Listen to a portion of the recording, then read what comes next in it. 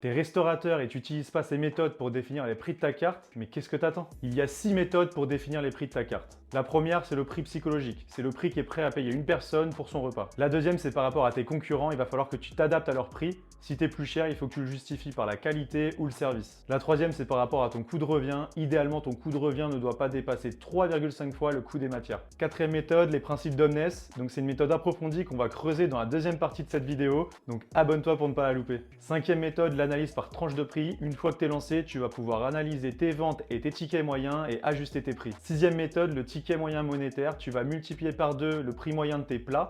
Et si ton ticket moyen réel est supérieur ou égal, alors c'est bon. Peu importe les méthodes que tu choisis pour définir tes prix, et je te conseille d'en choisir plusieurs pour comparer, il faut que tu aies une connaissance exacte de tes coûts pour connaître tes marges. Pour ça, tu vas mettre en place avec rigueur une fiche technique de chaque plat. La fiche technique te permet pour un plat et un nombre de parts donné de lister l'ensemble des ingrédients nécessaires. Tu vas indiquer l'unité, la quantité et le prix unitaire hors taxe de chaque ingrédient et tu vas pouvoir calculer ton coût de revient total. Et à partir de là, tu vas pouvoir calculer le coût de revient pour un couvert et donc appliquer le coefficient multiplicateur de ton choix pour connaître le prix de vente. D'ailleurs, commande fiche et abonne-toi pour que je t'envoie un fichier Excel pré-rempli pour t'aider à mettre en place tes fiches techniques. Tes fiches techniques, il faut que tu les mettes à jour souvent car le prix des matières premières risque de varier dans le temps.